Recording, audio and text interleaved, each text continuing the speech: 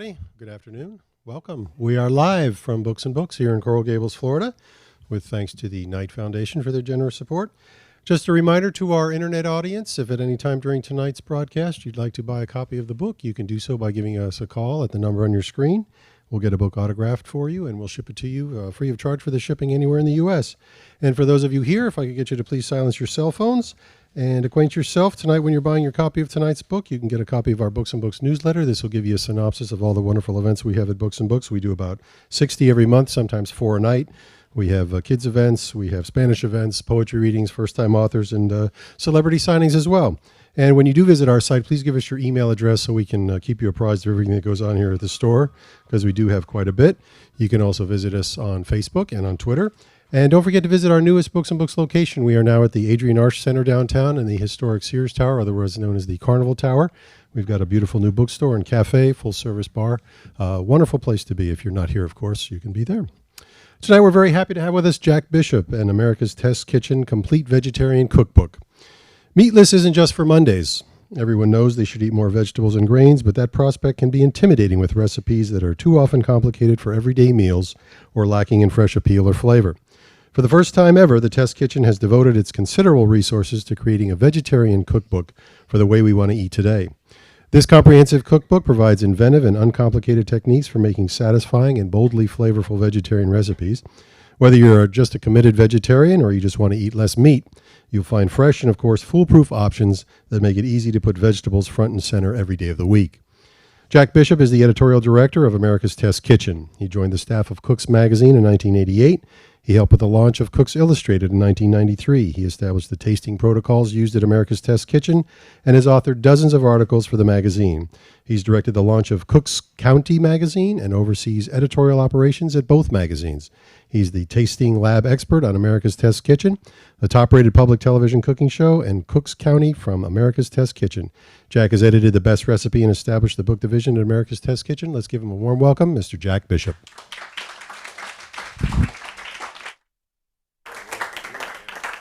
Thank you. It's really lovely to be here. I have to just put this out there at the very beginning. You all have to be really, really very nice to me because my mother is in the audience tonight. So, all right. So, we're just putting that out there. Not you all look like very nice people, but you have, no really tough questions tonight. Okay. I want to thank you all for coming out. I want to begin by just taking you to America's Test Kitchen. My guess is a lot of you, some of you watch the show on WLRN. We're on every public television station across the country. And I just want to take you to the physical place a little bit and paint a picture for you. We are located in Brookline, which is just over the Boston City line.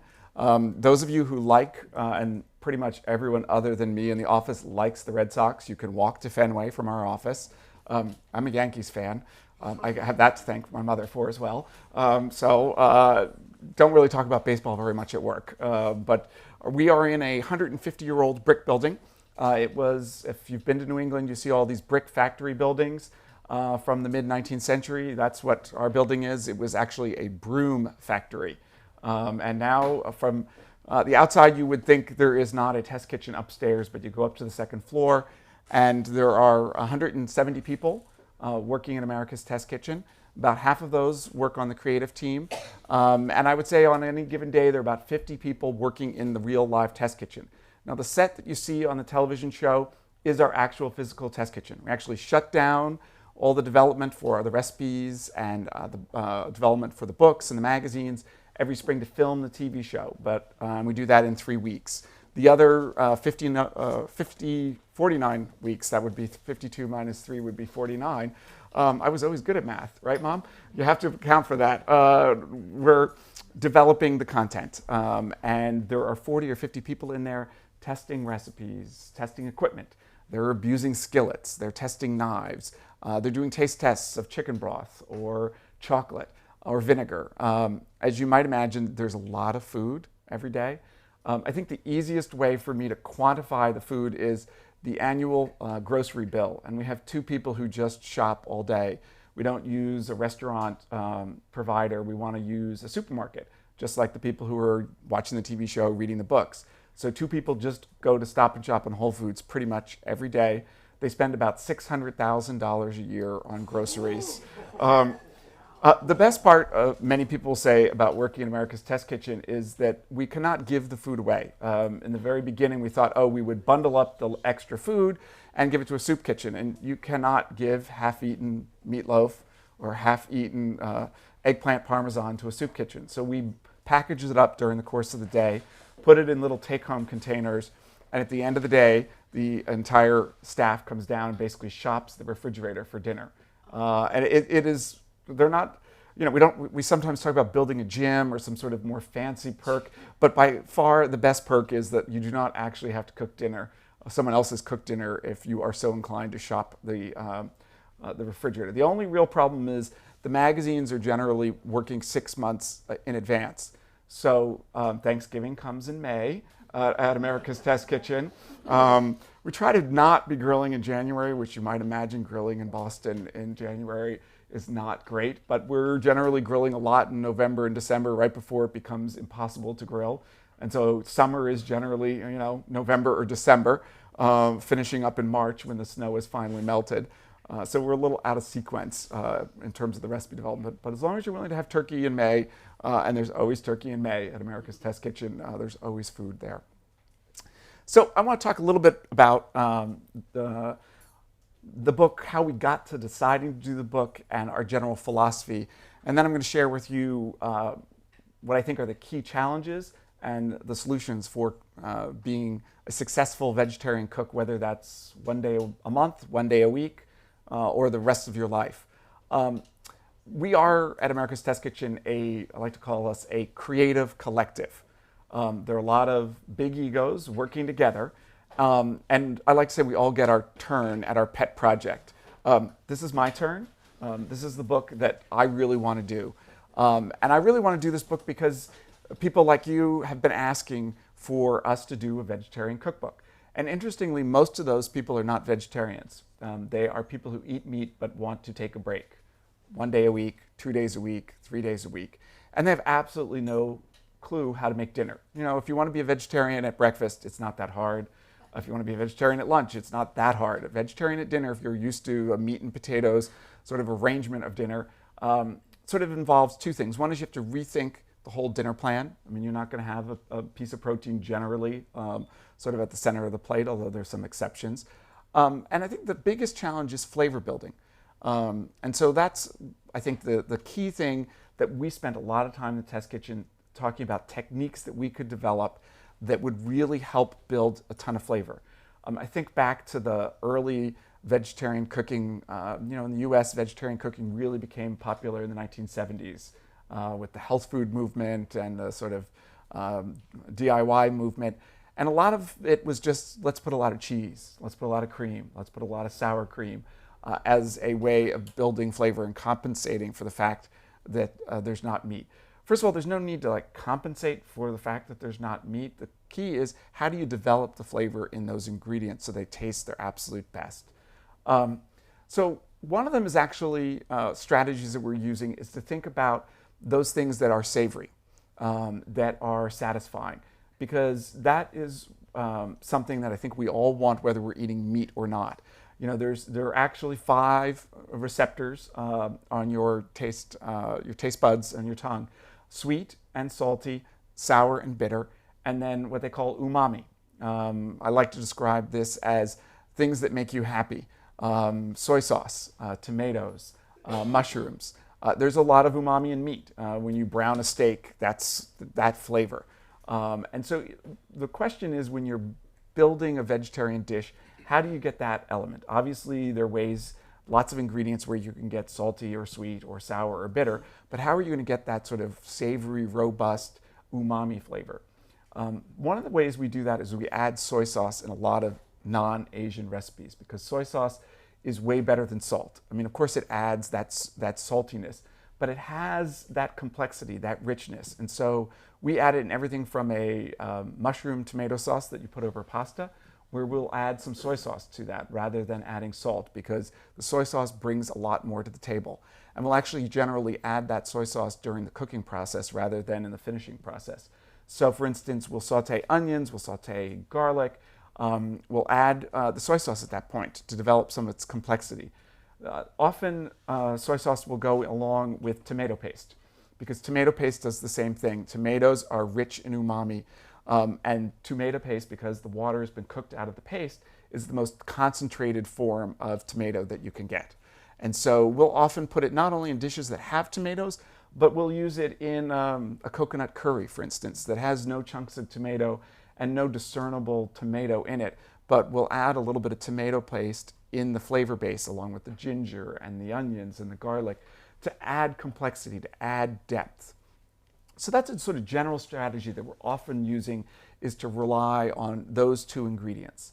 A third ingredient that we'll often use are dried mushrooms, dried porcini or dried shiitake mushrooms. And of course, we'll use those in dishes with fresh mushrooms to be able to intensify the flavor of the fresh mushrooms. But then we use them in dishes that have no other mushrooms. My favorite use is, there is an absolutely amazing recipe in the book for vegetarian chili. And if you make this and you also serve a meat chili, the meat eaters are going to be eating the vegetarian chili, so you should plan accordingly. And it has ground porcini or shiitake mushrooms that you use a spice grinder, and just a little coffee mill that you should set aside for whole spices or for dried mushrooms, that you just grind to a powder and you add that to the flavor base. And again, you don't really taste the mushrooms, but there's so much flavor. It's a quarter or half of an ounce of a dried porcini or dried shiitake mushrooms. Will add a ton of flavor. So those are sort of kind of hidden ingredients. One more that I absolutely love is, if you love Southeast Asian food, and I love Thai food, love Vietnamese food, what do you do about the fish sauce? You can buy some vegetarian versions. We actually have a homemade recipe that has dried shiitake mushrooms and soy sauce and water and garlic, and simmer it down. But we found this thing that's actually next to the soy sauce that's made from fermented soybeans, but it's not soy sauce. Soy sauce has a wrong flavor in a Thai dish or a Vietnamese dish, and it's called Bragg's liquid aminos.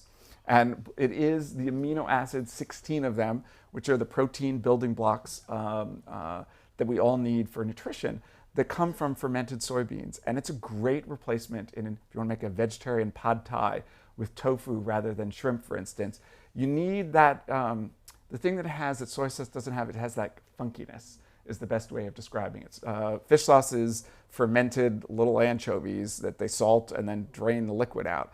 And there's that funkiness that you get from fish sauce in Thai recipes, Cambodian recipes, Laotian recipes, Vietnamese recipes. And this is the closest equivalent. And this is really what I think what we at the Test Kitchen are best at. So when we were working on this book, there were a team of 8 people cooking every day for 6 months.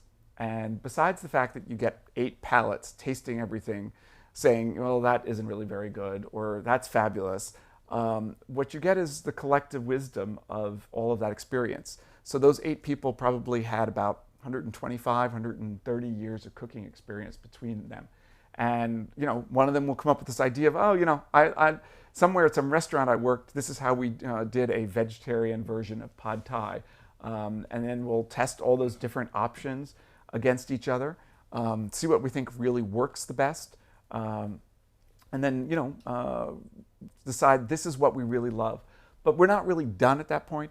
One of the things that I think is probably the most interesting about our recipe development process is that when we think we are done with the recipe, we send it out before we publish it to people like you to road test it. So we actually get 20,000 individual recipe reports pre-publication. Basically, it's like a road test. So we send a recipe out. We usually will send it out to 1,000 people. They've volunteered to make recipes for us. We will get generally 50 to 100 to make the recipe, which is a critical mass. If you get 50 people to make a recipe and you see the same things over and over again, positive or negative, you have a pretty good sense that when you publish that recipe, what the reaction is going to be. Obviously, if we get lots of positive feedback, the recipe is ready to be published. And if we get lots of negative feedback, the recipe goes back into the test kitchen and we try to address the concerns, the themes that came up in those reports. So that recipe development process, you know, those tricks, whether it's the Bragg's liquid amino acids, whether it's the dried shiitake mushrooms to go into a chili, those are the kind of tricks that we're testing and we're trying to develop. And we say that we generally make a recipe 20 to 30 times at a minimum, 50 to 60 times if we're really unlucky. It sounds really great. Oh, chocolate cake. We're going to be doing chocolate cake. But when you're on your 60th chocolate cake in 4 weeks and you have to at least have a forkful of each of them, it actually becomes less fun than you might imagine to eat all of this food. So that iterative recipe development process, though, really we think gets to a place where we think we end up with a recipe that is more reliable, that works. We anticipate all the substitutions that you're going to make, all those things that we think you shouldn't do, but you end up doing to our recipes, partly from the recipe development process. I'm going to take this over here and take off my jacket. We know what you're going to do. We know what substitutions you're going to make because you tell us, oh, I'm not actually going to use this. I'm going to use low-fat milk, or I'm going to use full-fat milk instead of skim milk. And so we test all of those. That's fine. I mean, I'm traveling, so my wardrobe is in flux wherever I go. But we test all of that stuff and really try to get at what are you going to do to the recipe so that it will actually work once you abuse the recipe. Because we know that you don't actually follow a recipe.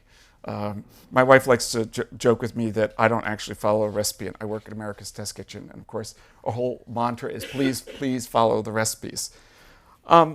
I want to talk to you about a couple of favorite recipes in the book. First one that I absolutely adore is our substitution for vegetable stock. So if you're a vegetarian, this is like a real dilemma. Even if you're not a real vegetarian, what do you do for stock? When you're making soups, sauces, stews. Store-bought chicken broth is okay, but obviously if you're a vegetarian, that's not going to work. And the vegetarian options, frankly, are not that good at the supermarket. I mean, we've tested them all. The two best are the Swanson's organic and Orrington Farms vegan chicken-flavored broth base. I know, chicken-flavored? I mean, they're using that to make you feel like it's going to taste like something. The problem with store-bought broth, vegetarian broth, is that it's either sweet or it tastes like old socks.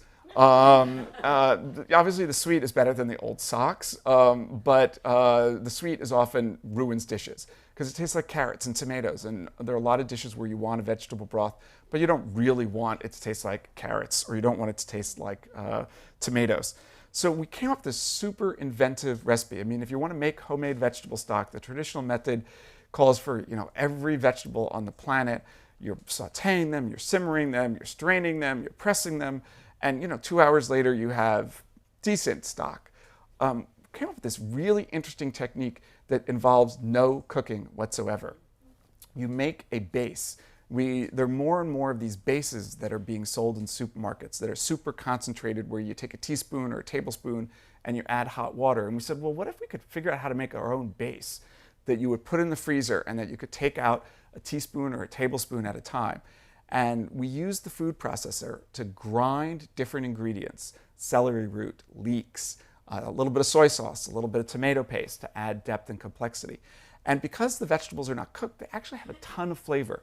And the secret is to add a lot of kosher salt. The salt not only adds seasoning, the salt keeps it scoopable. So you put this base in the freezer, and because it has so much salt in it, it never really freezes rock solid.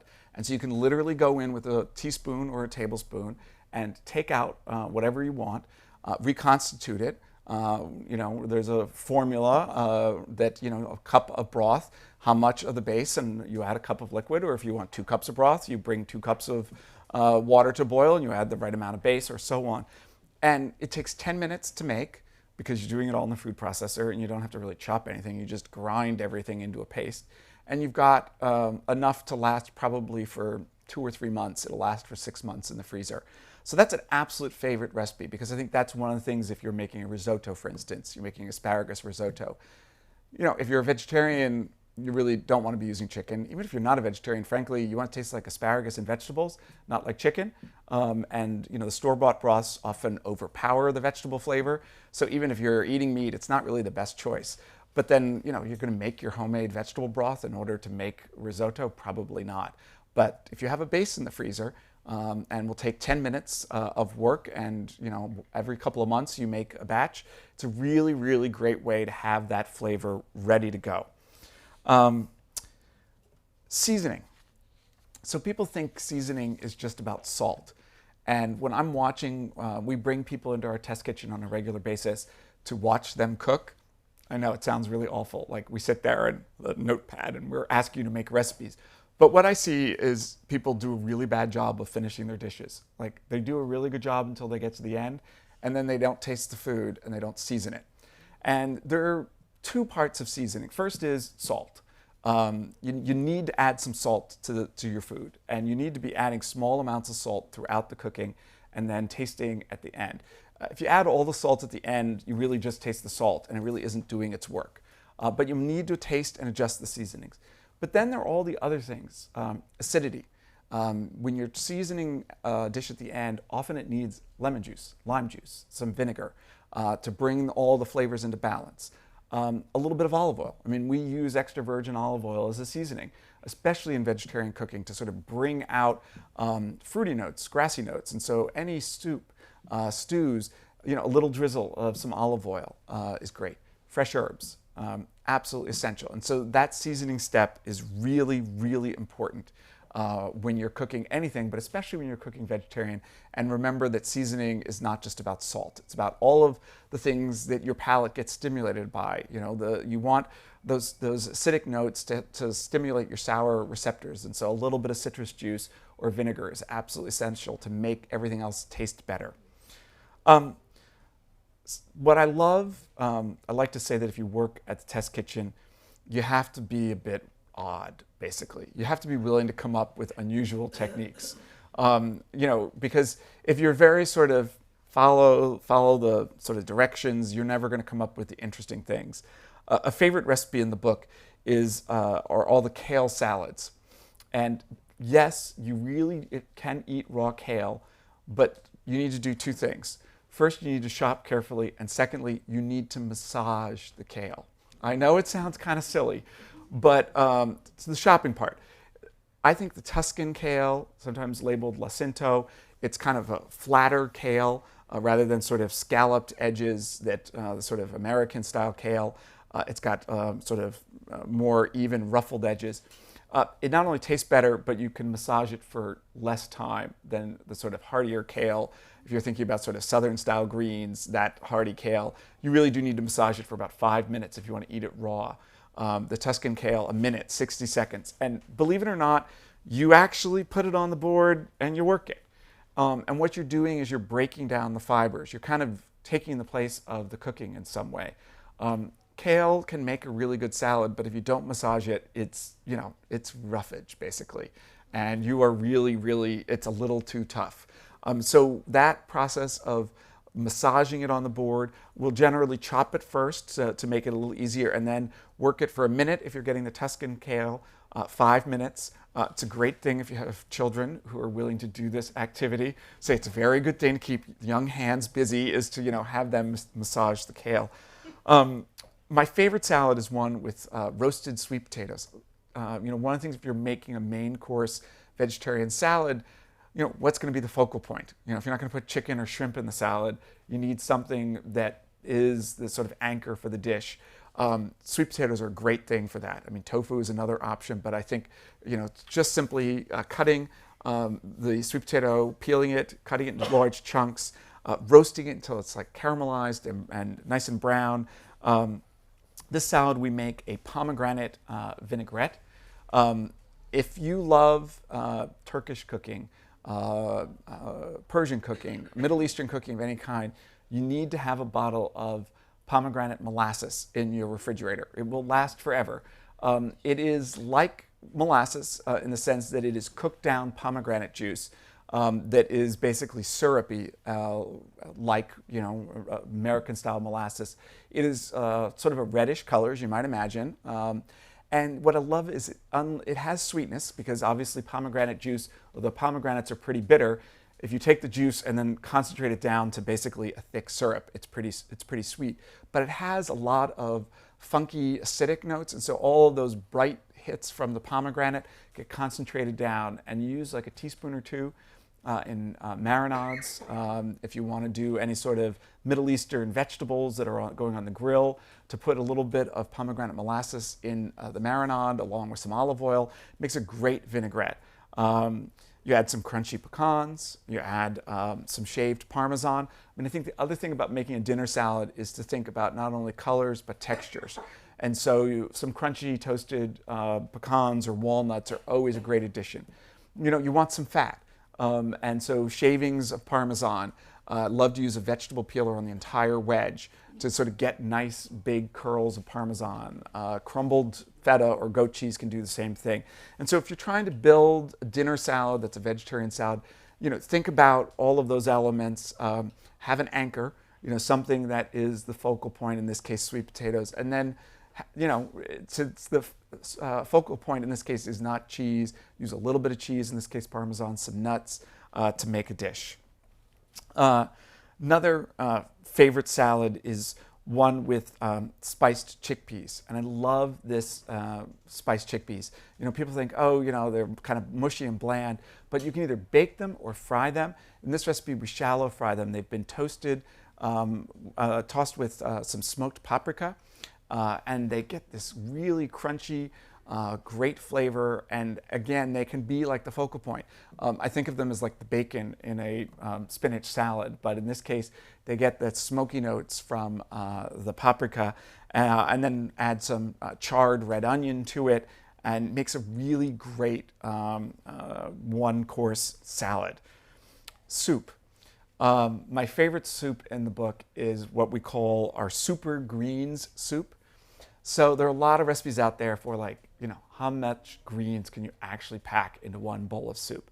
The answer for us is that we can get a half pound of greens. We're using kale, chard, arugula, and parsley in every bowl of soup.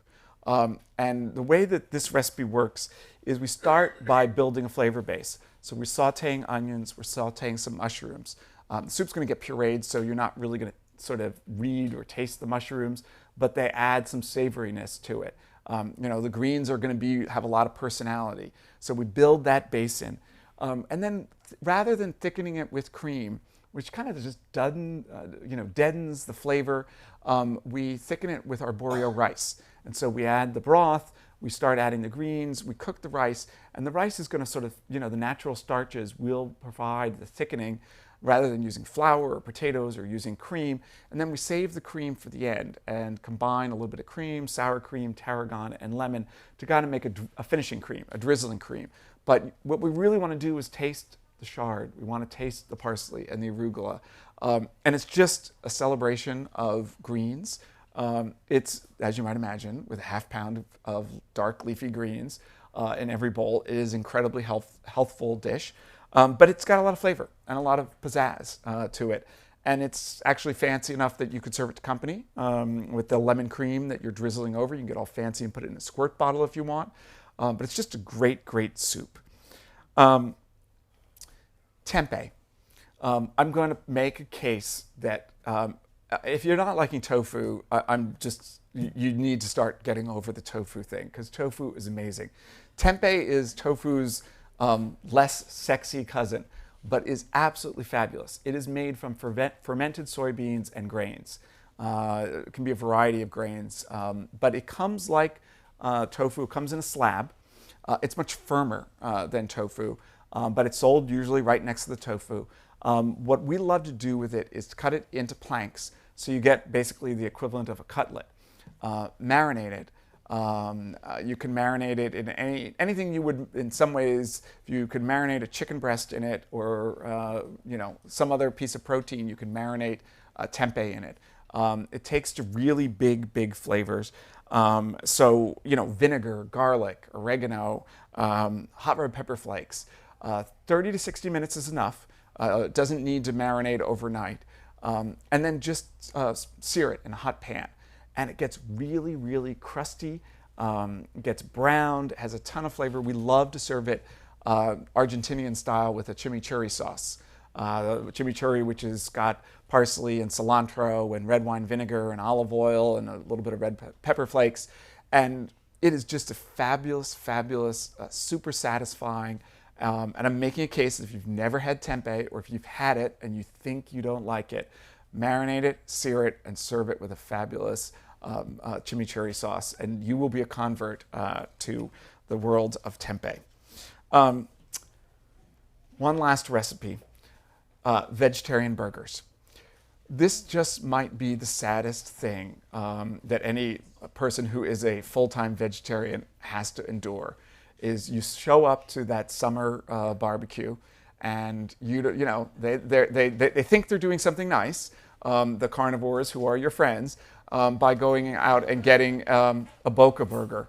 I mean, I feel sorry for Boca Raton. I don't know if it has anything to do with Boca Raton, but I really feel like people who live in Boca should really be suing the people who make Boca Raton, make Boca burgers for, libel.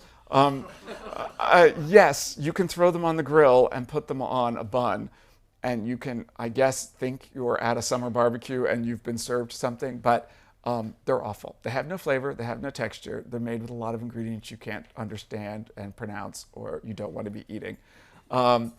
But I have good news. We have actually 6 vegetarian burgers, and I'm going to talk about 2 of them that are good enough that we actually serve them at a party in the test kitchen, along with turkey sliders and our favorite old-fashioned beef burgers, where we grind our own meat. I noticed at the end of the party, the pinto bean, beet, and bulgur burgers were gone, and there were still leftover turkey sliders and leftover beef burgers, but there were no leftover vegetarian burgers. So the thing here is to do something with some flavor. You're not really trying to replicate beef, because nobody who's eating a vegetarian burger is going to think, oh yeah, this is made with beef or turkey. And so this burger that I really love starts with bulgur. So bulgur is a form of wheat that cooks really quickly. It does have that kind of nubby texture that works on a soft, squishy bun, that kind of nubbiness of a beef burger, but it doesn't really have anything to do with beef other than that. But we pair that with pureed pinto beans that add as a binder some creaminess, shredded raw beets. Absolutely great. Adds a little bit of sweetness, adds some color. No one will actually know that there are beets in it, but they add just a lot of depth to it. And then walnuts. So, and again, these are ground walnuts. Ground walnuts are a really great ingredient. We use them in our chili recipe. We use them in this burger. Just a little bit, like a 1/4 cup, 1/3 of a cup. They add fat, they add richness, they add protein. They add sort of, the same reason why you like to snack on a handful of walnuts are the thing that are going to make a vegetarian burger that has some walnuts ground right into it. You do this all in the food processor. And then my favorite ingredient is you need a binder. You need something to keep it holding it together. And we realized, the best thing was like to roast some carrots and to puree them. And we're like, well, that seems like an awful lot of work for a vegetarian burger. And somebody said, what if we just bought a jar of baby food, carrot baby food, which is basically cooked pureed carrots. And we only needed the amount that was in a jar of baby food. And it binds them together. Again, adds a little bit of color, some sweetness. Instead of we wanted to make these vegan. You could have used eggs to do the binding, but we wanted something that a vegetarian burger that would also be a vegan burger. So it's a great recipe. My favorite is we do it with a sriracha mayonnaise. Just use Hellmann's or whatever mayonnaise you want to be using, and add some sriracha sauce to it, and put that on the buns with some lettuce, and it is perhaps the world's best burger. It will get some competition from our Portobello mushroom burger.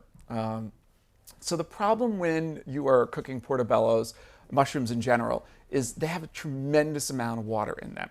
And that can cause a real problem on a burger bun because you do not want a soggy bun. And so what we do is we take the gills out, first of all. The gills, frankly, just taste like mud in a lot of recipes. And so we use a teaspoon to scoop out the gills on the underside, all those feathery brown parts, and just throw them out, because we're going to also put something way better in there eventually. The next step is to cross-hatch the smooth side. So with a paring knife, just go in and make sort of 1/2 inch, 3/4 inch cross hatches. And that's going to do 2 things. One is we're going to throw those portobellos in a Ziploc bag with vinegar and olive oil and garlic, and so the marinade can now get in. But when we put these on the grill, there's now ways for the water to get out from this cross-hatching. And so we grill the portobellos, and when they're almost done, take them off the grill, and then where the gills were, put a mixture of feta cheese, chopped sun-dried tomatoes, and chopped roasted red peppers. And you can use store-bought roasted red peppers and sun-dried tomatoes. Pack those into where the gills were, put it back onto the grill for just 2 or 3 minutes, obviously with the feta cheese facing up, just to sort of melt everything and get it nice and toasty. Slide that onto a bun, add some arugula, and it's like a really, really great vegetarian burger. If you want to sort of really get fancy, you can grill some red onions at the same time. Just slice the onion into 4 or 5 sort of circles, throw those on to the burgers. So you get the charred onions, the creamy cheese, the savory mushrooms, a little bit of arugula or spinach on the toasted bun. And believe me, the people who are offered the beef burgers will be taking the portobello mushroom burgers instead. So I've hopefully whetted your appetite a little bit.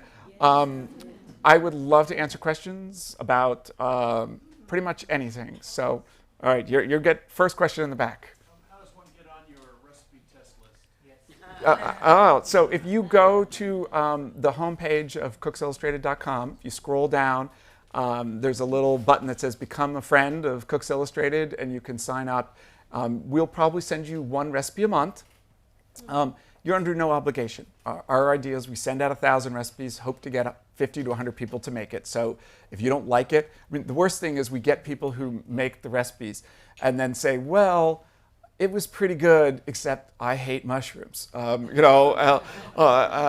the reason why this matters is what you don't know, but I'll tell you the secret, is that their last question when you fill out the form, it's a SurveyMonkey form, we ask you, would you make the recipe again? And if we don't get more than 80% of the people to say they would make the recipe again, the person who's developed that recipe has to go back in the test kitchen and continue to work.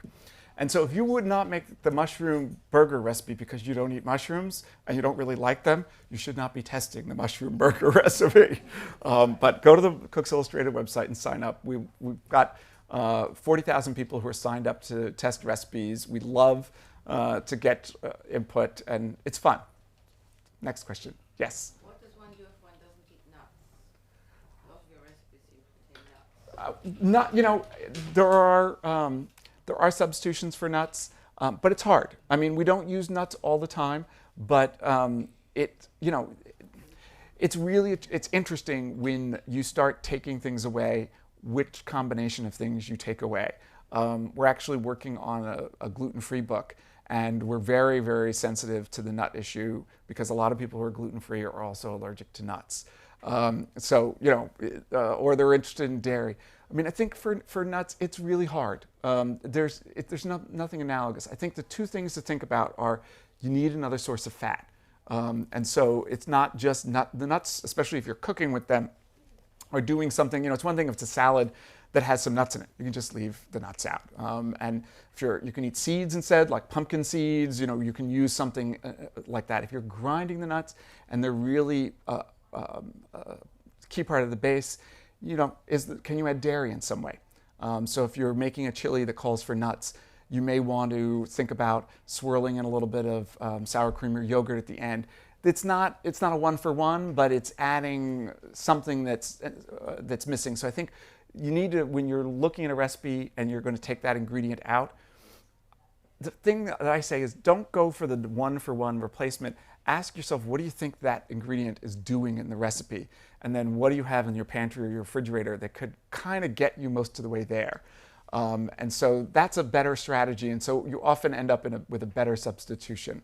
But it's really hard. I mean, this is like the number 1 question we get is, I can't eat X, but I can eat Y and Z. And it's really hard to sort of provide specific guidance on a recipe level. Yes? Have you had any real memorable disasters in the kitchen? Oh, well, the most famous disaster did not actually happen on television. My friend Chris Kimball has been doing a live show. So he's been going to different theaters around the country, getting 1,000 people to come spend a night with him. And his favorite moment is he shows my worst failure in my entire career. He got the video from a local station in Portland, and he shows his failure first. So his failure was he was making Rice Krispie treats on the Today Show, and he left them on the burner, and they caught on fire and started smoking. My failure was I was out at a local ABC affiliate in Portland, Oregon, and I was doing a book tour. And when you do a book tour, you prepare a recipe, and you know that recipe down cold. And the week before, they said, would you stay late and post-tape and do a second segment? So, it was a live show, but there was a 9 to 10 a.m. show. It was right after Good Morning America. So will you stay late? We'll do a second segment that will run 3 weeks later. And they said, we really want you to do a Yule log cake. And now, I don't really know what possessed me to say yes to a Yule log cake, since I'd never actually made a Yule log cake. But I was like, hey, it's free media. It's another 6 minutes. I'm already there. Why not? And so the first segment was flawless. When you're cooking on the road, you hire somebody who's a professional who does all the shopping. Obviously, you're staying in a hotel, so you're not able to do any cooking. And they've sort of got the recipe all organized. First one went great on live. The show ends, they come back, we're post-taping, and I realize 15 seconds into the segment that the cake is about 34 degrees and the frosting is 33 degrees. And if you've ever tried to roll a Yule log or frost a cake with frosting that is basically rock cold, we just keep going. We're going. The host at some point said, "This is the ugliest cake I've ever seen in my life." And I said, I have a secret. And I pulled out a fine mesh strainer with the confectioner's sugar. And I said, it's snowing. It's really snowing. It's really snowing. He was laughing. The producer at the end was like, that was the best segment that we've done in a year. Are you available to come back next week? So she said, of course, the thing that made that the best was own your failure. And so what I tell people all the time is never, ever at a dinner party apologize for your food when you serve it. Pretend like this was the plan all along. I'm showing you what to do if you've completely ruined Christmas dinner by making a bad Yule log. That's my personal, probably biggest disaster that I've ever had. And because it was, I thought, it's on live local television in Portland, Oregon. Nobody will see it. Unfortunately, they've sent the tape. Everyone, it's like they showed it for like 3 years in a row at the Christmas party. I was like, my comeback now is that at least I failed doing something really hard. Yule log. Chris's biggest failure on live television is making Rice Krispie treats. And so, enough said about that. Next question, yes. Are you a vegetarian yourself? I have been all over the place. I was a vegetarian for a couple of years in the 90s. My wife gave birth to a carnivore. I mean, I guess one of us must have had something to do with it, but my eldest basically hated vegetables, and my mother's in the audience can vouch for that. Her eldest grandchild was a sort of hamburgers and potatoes, like that's all she wanted to eat. So we started eating more and more meat. I got to say, now my youngest, who's 16, 4 months ago decided she's a vegetarian. I mean, we've been basically eating 4 or 5 nights a week we eat vegetarian. We're now eating vegetarian now 7 nights a week. Although she said, maybe I'll be a weekday vegetarian, and when we go to restaurants, I'll eat fish and meat. But, I think the important thing for me is, sure, I mean, I get there are people who are making decision about their lifestyle. I think the interesting thing is that most people who are interested in vegetarian, it's not who they think of in terms of an identification. It's just what they happen to be doing today. And it's the same thing as deciding that you're going to be eating French tonight or Mexican tonight or Thai tonight, is that you're deciding to eat vegetarian tonight. And we want to appeal to both audiences, people who want to be able to, and the book has 700 recipes, so presumably if you're a vegetarian 365 days a year, we really want to be able to talk to you, but we really feel like more and more people want to be able to eat a meal that doesn't have vegetarian, especially a dinner, and we're talking to them as well. So, I love vegetables. I mean, if I had to give up meat, I'd be fine The bacon, that might be a little hard. If I never had a steak again, I'd be fine. I mean, it's not that, I think if you do a good job of cooking vegetables, they're always the best part of the meal. So you have to do a good job with them. And, that really begins with buying.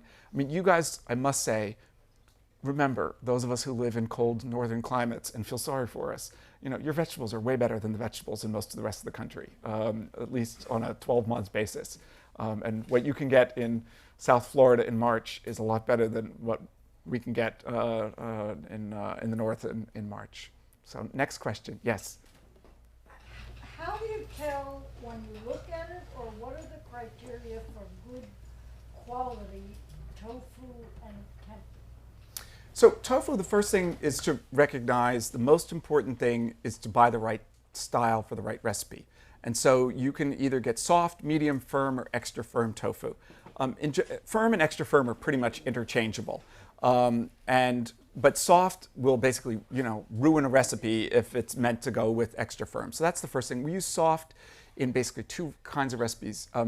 In soups at the end, like if you want to add just some cubes of tofu that have a really sort of silken texture, and also sort of a marinated salad, the soft tofu is really kind of luscious. Generally, if you want to grill it, if you want to put it in a pan and sear it, you want to be using firm or extra firm tofu. Second thing is to look at the expiration date and make sure that you're buying it for some place that has kept it nicely refrigerated. Tofu will go off. Third thing is don't open the package until you're going to cook it, because once you open the package, you've got to then start changing the water on a daily basis if you don't use it. So, you can cook half the block, put the rest of it in a Tupperware, add water every day, and keep it for a couple more days. The easiest thing to do is to just use the 14-ounce block. So that's, in terms of the brands, I don't know that there are huge differences. I mean, there are differences, but I don't think they're all that great. I mean, we always are cooking with the plain tofu. I mean, you can get sort of seasoned, marinated, already flavored. We'd rather do that work ourselves. So the biggest thing is just make sure that, they're looking at the label, and if you need firm or extra firm, that you're buying that. In terms of the tempeh, I like the multigrain. I think that has the best flavor. So the tempeh is made from fermented soybeans and then different grains. You can use barley, you can use bulgur, there are all kinds of things. I just think the multigrain has the most interesting texture and flavor. But again, I think the brand is not terribly important there. Most of the products are pretty similar to each other. Yes? Do you notice any taste difference in vegetables, organic, non-organic? I wish I could say yes. I mean, I notice differences, but I'm not sure they correlate with organic. And the reason we've done this numerous times in Test Kitchen, where we've done side by side, and the thing is, you can't really get the side by side, because if they were side by side, they would be from the same farm, with the same soil, with the same rain, with the same amount of sun. And mostly what you're tasting in vegetables are those other conditions rather than whether or not pesticides have been used. That doesn't mean you shouldn't be buying organic. It's way better for the farmers. It's way better for the people who work on the farm. It's way better for the people who live around the farm. It's probably better for you.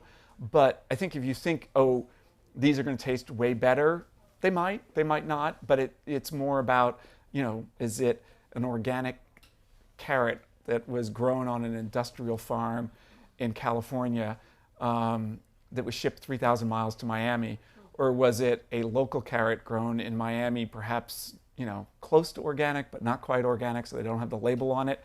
And that carrot grown in Miami that, might have had some pesticides used in the field 2 years ago, and therefore can't be labeled organic, may taste better. So, I buy a lot of organic vegetables. I mean, when you read the reports about the amount of pesticides in certain vegetables, it's a pretty good case to want to buy the organic vegetables. But it's more about what it does for the community where those were grown, or what's in it that I don't want, not because it's suddenly going to taste a whole lot better.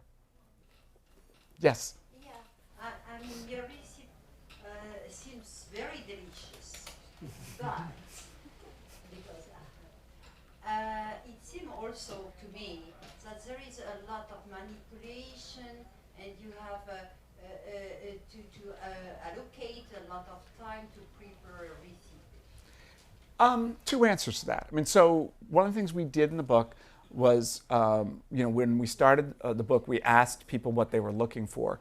And one of the things they were looking for was fast. So we ended up we have 3 icons in the book: vegan, gluten-free, and fast. And so you can find all the fast recipes, and there's several hundred fast recipes in the book. But I think the reality with vegetarian cooking is it has a lot of vegetables, and vegetables require a lot of prep. So I tell people, this is a case, if your knife skills are not very good, to invest in improving your knife skills. And improving your knife skills might actually just be practicing. It might be sharpening your knives, and you're done. Most of you probably have knives that are not very sharp, which means it's taking you twice as long to prep an onion, or to prep garlic, or to prep rutabaga or turnips than it should. The Cuisinart can be helpful, but I mean, for a lot of recipes, you don't really want to puree it. You want to cut something into 1/2-inch cubes, and if you're going to need a knife. And so, the test that we use in the test kitchen to gauge sharpness is to hold up a piece of 8.5 by 11 copy paper, and sort of like a samurai, go like this with the knife. And you should be able, it be able to dig right into the top of the paper and slice. Obviously, slice away from you and your hand. Do not need you to injure yourself. But your knife, if it's not sharp enough, and it probably isn't, you need to invest in an electric knife sharpener. I tell people that unless you happen to live someplace where there's an old-fashioned store that will sharpen your knives, which most of America does not have that anymore, the steel that goes with your knives does not actually sharpen it. It just sort of fixes slightly dull knives. But if they're really dull, you need an electric knife sharpener. And the electric knife sharpeners are idiot-proof because the angle is set for you.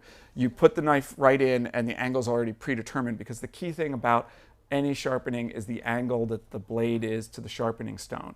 And so the electric ones hold the knife automatically with magnets at exactly the right angle. We love the Chef's Choice electric knife sharpeners. We think those are the best ones. And if your knives are sharp, it's going to cut your prep time in half for a lot of vegetarian recipes, and it's the #1 thing you can do. But you're right, it's going to take time. I mean, to build flavor in a lot of these dishes, and it's not necessarily 20-minute cooking. Yeah. Yes. Is it a good idea to have some sort of protein in just about every vegetarian meal? And if it is, talk about other protein sources like, I'm thinking of the wheat protein source. Yeah, I mean, Seitan. so first question is, are you vegetarian or vegan? If you're vegetarian and you're an adult, you don't even need to think about it. You're getting way more protein than you need. I mean, if you're eating dairy and you eat cheese and you eat beans and you eat tofu, with some level of regularity, we get way more protein than we need. Now, this might be different for people who are on a vegan diet. And so, they're not getting any of the dairy proteins in there. They're not eating yogurt. They're not eating cheese. They're not drinking milk. And it's different for kids. That may be a little bit more of an issue in the sense that you just need to be conscious about it. But the amount of protein that you actually need isn't that much, according to the nutritional experts. And so, if you at one meal a day have some source of protein, and so the best sources of protein are any of the legumes, split peas, lentils, any of the beans, any of the things made from soybeans, so tofu and tempeh. There are other proteins that you can get.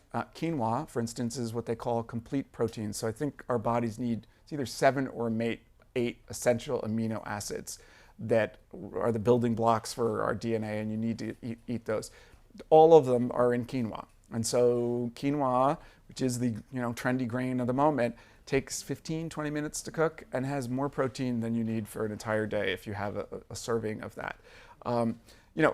The exception again is if you're on a super restricted diet and you're having, you don't eat any dairy, you don't eat any eggs. There are people who are allergic to soy, so therefore they're eating no tofu and tempeh. And so that's when it gets to be a little bit trickier, and you really have to sort of think about it. But I think most nutritionists that I speak to feel like if you're on a vegetarian diet and you're eating varied food, I mean, sure, if you're on the vegetarian diet, my sister, when she was, it's been about 13, went on the vegetarian diet that was potato chips and sour cream and onion dip for a while. That's not going to actually work as a sort of 3 meals a day vegetarian diet. So, I mean, I'm assuming that you're eating a diet that has a variety of foods in it. But I think you don't have to think, oh gosh, is there protein on the plate? And the most important thing about nutrition is for most people. Now, if you have special health needs, it may not apply. It's not about what you eat on an individual meal or even an individual day. It's what you eat over the course of the week. And so, if you go a day where you didn't eat a whole lot of protein, but you had a lot of protein on the day before and the day after, it's fine. And so it's not this thing like, it's been 6 hours since my body had protein. If you're training for a marathon, maybe. But I mean, for most people, that's just not a big issue. We have time for one more question. I think you're the winner. Well, what do you think about those super bullet things that they really cook and chop things at the same time, and you have a soup? You're talking about But I haven't started. Yeah, you've watched the infomercial, right? For the what is it, the Magic Bullet? I think it's called. Yes. They're not awful, but they're never as good as they are. I mean, we test a lot of that stuff. The biggest problem is the blades generally are not sharp enough. So I'm going to ask you to do a test. This is a test also for you to tell whether or not your knives are sharp. When you are chopping, the vegetables and herbs should not be bruised and basically bleeding. And so if you are chopping parsley and the board is stained green, or you're chopping onions and there's juice running all over, you're bruising, you're not mincing or chopping, and you're not getting the best flavor from it. So I think the question I would have about that is, are the blades sharp enough to really chop, or are you just sort of mashing up and getting sort of a mess? And the problem, especially like with onions, is when you bruise them, you get just like a lot of the sulfur notes that are really harsh. And then when you properly chop an onion, it has the right amount of flavor. And when you mash it to death, it's just overpowering.